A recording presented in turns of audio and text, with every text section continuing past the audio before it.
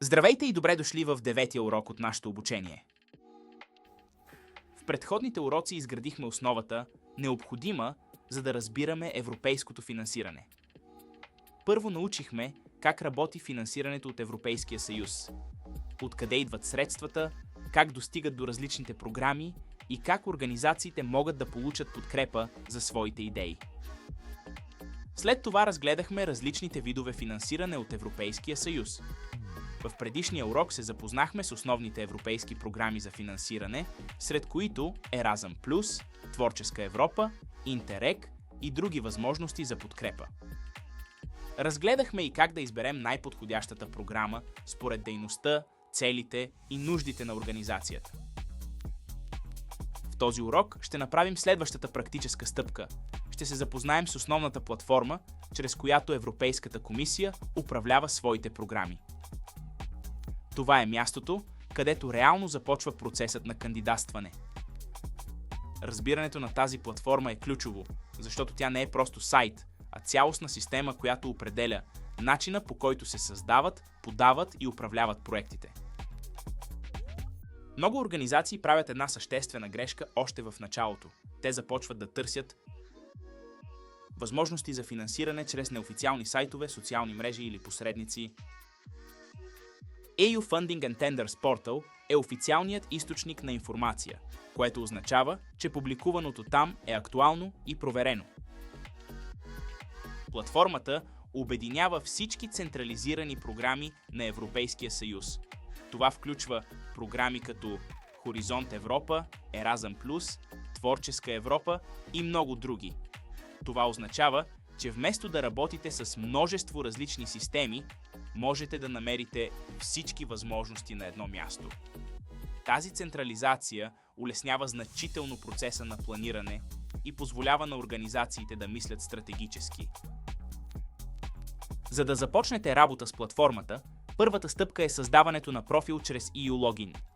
Това е единната система за достъп до всички услуги на Европейската комисия.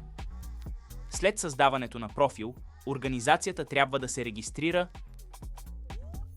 и да получи така наречения ПИК номер, уникален идентификатор. Този номер е задължителен за кандидатстване и се използва във всички последващи процеси. След регистрацията идва следващата важна стъпка – ориентацията в самата платформа. Интерфейсът може да изглежда сложен в началото, но след кратко запознаване става логичен и структуриран.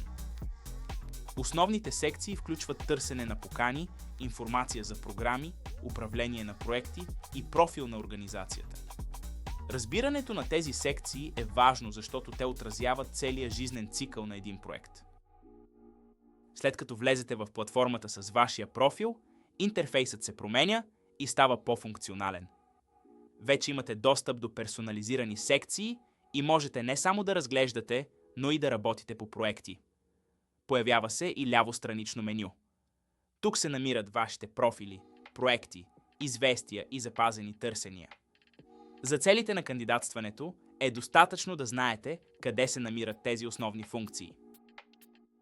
Нека преминем към най-важната практическа част – търсенето на възможности за финансиране. За целта избираме Find Calls for Proposals. От тук започва реалното търсене на подходяща покана за нашата проектна идея. За да ограничите резултатите, използвайте филтрите в лявата част на екрана. Можете да търсите по ключова дума и да зададете критерии като програмен период, програма. След прилагането на филтрите се показват поканите, които отговарят на избраните критерии. Проверете заглавието, крайния срок и статуса на поканата. Open for Submission означава, че кандидатстването е отворено. Следващата важна стъпка е да разгледате документите към поканата. Особено важни са Guidelines или Call Document, където са описани подробно условията за кандидатстване, допустимите дейности, бюджетът и изискванията към кандидатите. Не започвайте подготовката на проект, преди да сте прегледали тези документи. След като прегледате поканата и документите, трябва да вземете решение дали възможността е подходяща за вашата организация. Проверете дали отговаряте на условията, дали проектната ви идея съответства на целите и дали разполагате с достатъчно време за подготовка. Ако прецените, че поканата е подходяща, можете да започнете кандидатстването чрез бутона Start Submission. Платформата ще ви прехвърли към системата за подготовка на проектното предложение. След стартиране на кандидатстването започва същинската подготовка на проектното предложение. Формулярът включва информация за кандидата и партньорите, описание на проекта, планираните дейности, очакваните резултати и бюджет. Това са по-сложни и дългосрочни теми, които изискват координация между множество партньори. Успешната работа с Funding and Tenders Portal започва с правилното търсене. Използвайте филтрите, за да откриете подходящите възможности и винаги проверявайте внимателно условията, сроковете и документите към поканата. Не започвайте кандидатстване преди да сте сигурни, че вашата организация и проектна идея отговарят на изискванията. Така ще спестите време и ще насочите усилията си към възможностите с най-голям потенциал. В следващия урок ще разгледаме работа с Interact и Gems.